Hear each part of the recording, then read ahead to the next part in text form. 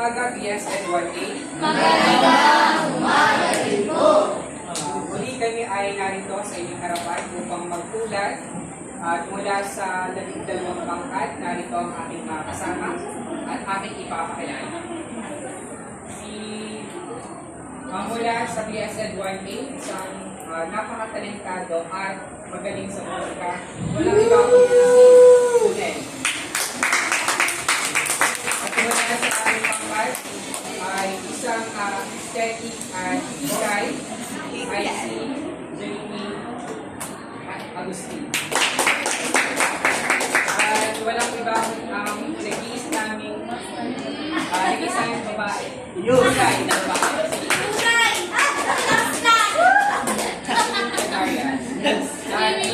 Yun, ipapakilala ko sa inyo naman ang pinuli namin pangkat galing dalawa.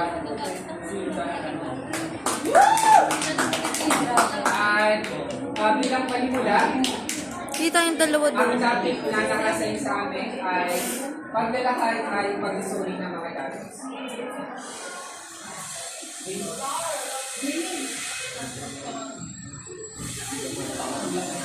Introduction.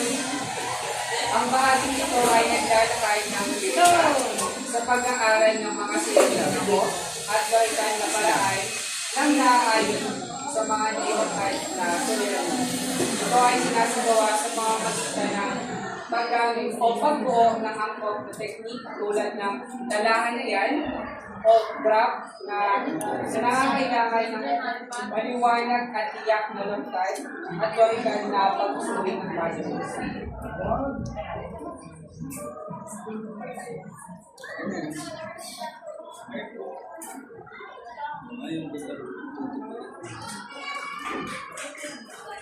So, bago tayo magpatuloy sa tatlong paraan sa paglalahad ng datos, so, paano nyo ilalahad sa inyong minamahal ang inyong damdamin? Kung ano yung nalalaman nyo sa isang tao, sa inyong minamahal. Paraan. Mr. Talaw, and Gonzalo, ay pag-videowa lang sila. Miss Langsito, at Magdami. Ikaw muna, Mr. Talaw. Paano mo mapapaalam sa minamahal mo ang iyong damdamin? Marami naman kasi paraan ng paglalahad o pag-express ng iyong sarili ng iyong pagmamahal sa iba. Siguro kung ako sa ginagawa at saka sa more on sa sinasabi dahil para sa akin yung love language ko kasi ay through verbal. So magaling ako sa mga sinasabi ko. And mas nalalahan ko yung mas na-express ko yung sarili ko sa pagmamahal in terms of pagsasabi. Sa'yo naman naman ako. Ang kagaya ng magsibawa ay mas ayaw ko na mas comfortable ako na i-retire kasi At sa'yo naman Magdami. pag-express ko naman ng damdamin ko is At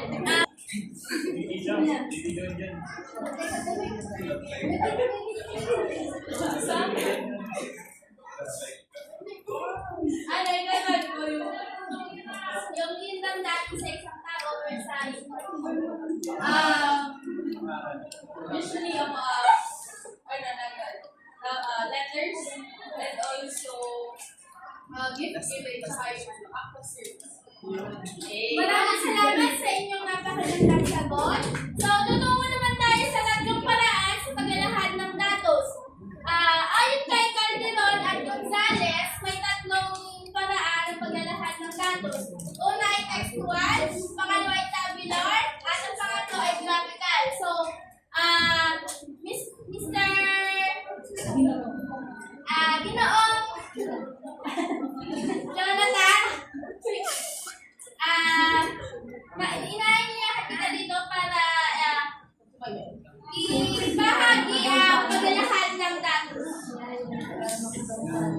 Sa paglalarawan ng sabi nga ni Calderon at Gonzales, ay may tatlong paraan kung paano ilalakad ang mga informasyon. Nandito ang textual. Ang textual ay paglalakad ng datos sa pamamagitan ng pagsusulat. Maaaring masabi natin ang isang informasyon sa pamamagitan ng pagsusulat. Katulad nito, inilalarawan ng mga datos sa mga pakayag kasama ang bilang talata at bilang. Noong taong 1990, tumaas ng 2 bahagdan o 20% ang bilang ng mga turistang pumunta rito sa Pilipinas. Mula sa dami ng bilang ng mga dayuhang turistang pumunta rito sa Pilipinas. At sa turistang na itala ng Departamento ng Turista noong 1986. 20 bahagdan o 20% din ang tinaas ng bilang ng mga turista sa May River. So dito, sa pamamagitan ng textual na presentasyon, dito yung informasyon na ating makukuha ay makikita natin. So, may taon, yung taon 1990, tumaas ng 20%, at pagdating din ng 1986 ay tumaas din ng 20%. So, malinaw na sa textual, dito pa lang, madali nating maiintindihan kung ano yung informasyon na sinasabi ng textual na presentasyon.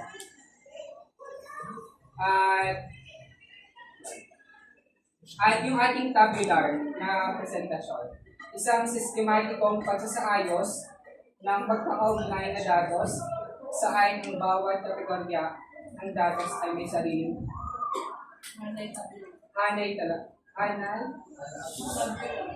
sariling hana kabula. So, yun. Ang sinasabi naman dito ng tabular, katulad sa math, kapag po tayo ay, example nito ay kapag halimbawa ay, kapag may mga bibiling tayo, halimbawa sa room na to, iahanin natin ang lalaki, babae, at kung ilan yung lalaki sa room ng BSN 1A, ilan yung babae sa room ng BSN, ilan yung babae sa room ng BSN 1A.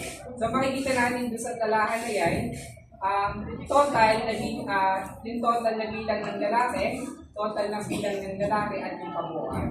Doon pa lang sa informasyon na tabular, makikita na natin kung ano ang sinasabi ng presentasyon ng datos. So, yun. At sa graphical naman po, ang graph ay isang visual na paglalakay ng mga datos na nagpapakita ng bilang ng pagbabago at pagkakaiba ng mga variable. So, sa graphical naman po ay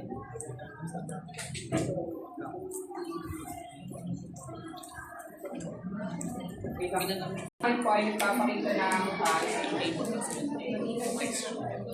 pag sa graphical naman po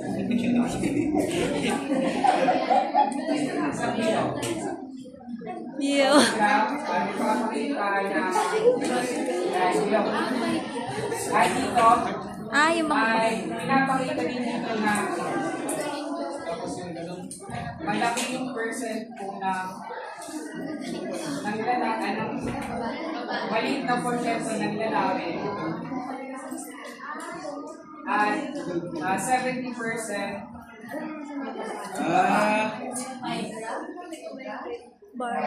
at dito makikita natin sa ang title nito ay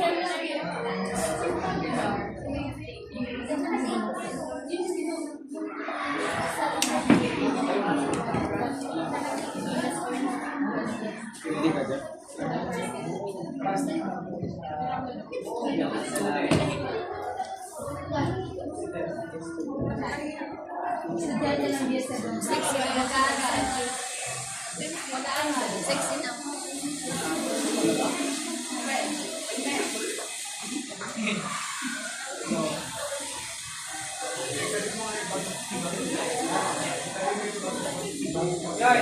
So, dito pa lang sa graphical na presentasyon, makikita natin mula sa DSA, DSM 1A student, Jeffrey, na mas malaki yung porsyento ng babae kaysa lalaki. So, yun lang. At madali, sa pamamagitan ng graphical, madali natin makuha yung informasyon sa BSM. Yun lang yung aking ibabahagi sa inyo. At may mga katanungan po ba kayo sa aking report? Kung may gusto kayong ginawin? Maraming salamat, BSM. At ito Jane.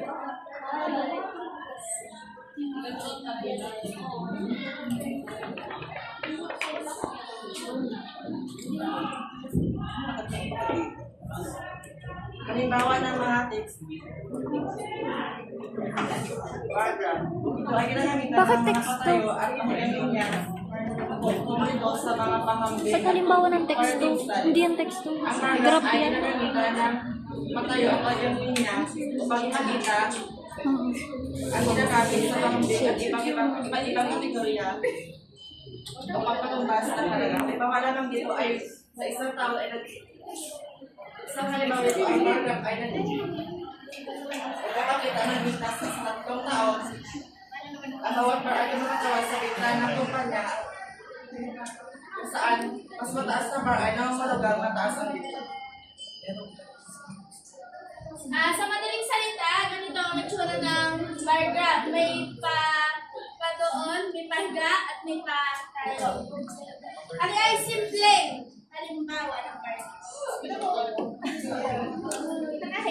Katulad ng graph, mayroon ito pamagat, legend, at source. Ito ay nahati sa bawat bahagi ang kabuuan. Ang pie chart o pie graph ay isang uri ng graph na mayroon pamagat, legends, at source. Ito ay ginagamitan upang matiin ang kabuuan sa iba't ibang bahagi at ang bawat author ay kumakatawag sa bahagi o porsyento ng kabuuan.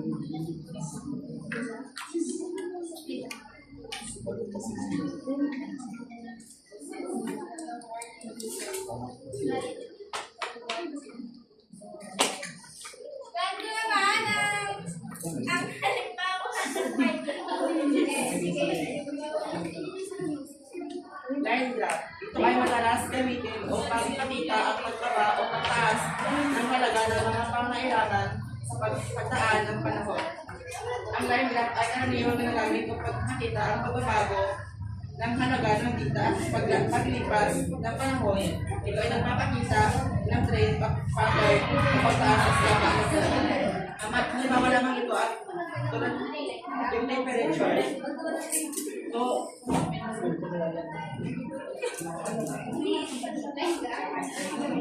sa temperature, sa loob ng halimbawa lang ito ay nakakita sa pagtaas ng temperatura sa loob ng isang linggo.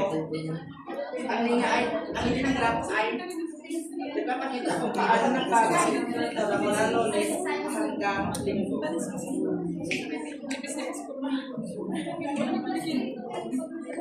Ano yung example ng line graph, pero hindi ito yung usual na ginagamit. Yung line graph, yung madalas sa math, yung may may graphing paper, may mga line by line. Dapat pala kailangan na. Sige, ganun. Sorry, collection na naman. Para sa pagpatuloy, nandito naman ang pictograph. Ang pictograph ay isa ay ginagamit na ng mga larawan na representa sa isang produkto.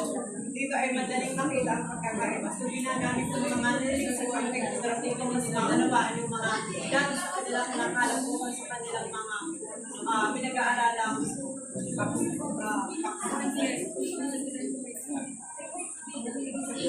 pangalawa, flow chart. Nagpapakita ito ng proseso o mga hakbang na kailangan isagawa mula umpisa hanggang sa huli. Halimbawa naman ito ay tulad na lang ng pagluluto, kailangan nyo sundin yung mga hakbang upang mas magawa mo ng maayos ang pagluluto o mas maging maganda ang resulta. hanggang sa so ganun din po sa paghahanap ng datos, kailangan mo sundin yung mga hakbang upang sa huli is maganda yung magiging resulta rin yung inaaral na.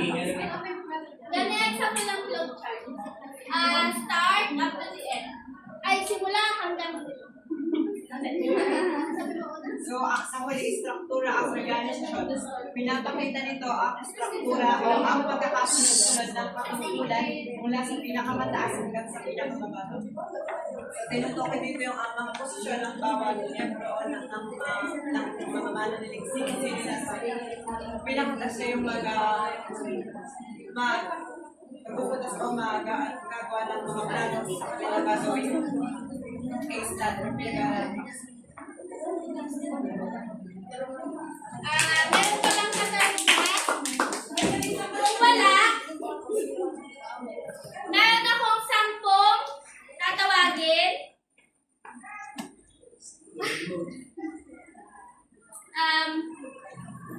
Bartolo, Ira, Rhea, Santos, Christine, ilan na yun? Lima. Bartolo, Lima.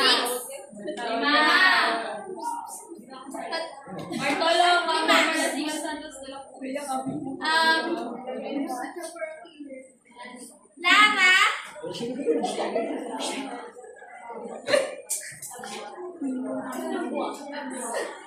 Diaz. Talaw, ay, hindi naman si ano na, si Oceano,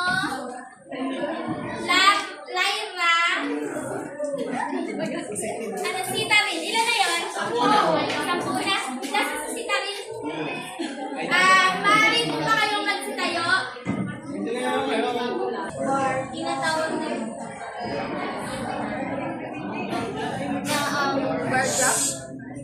bar graph. Salamat, maaari ka nang umupo. Sa iyong palagay naman ay na, anong klaseng graph ito? Tama, maaari ka nang umupo. Sa iyo naman, Amor, anong klaseng graph ito? Line graph. At sa iyo naman, Santos, anong klaseng graph ito? Flowchart. Sa iyo, Christine. Ano? TikTok graph. Santos. TikTok graph daw. Diling TikTok graph. Maaari mo bang ibigay ang 4 na halimbawa ng graph?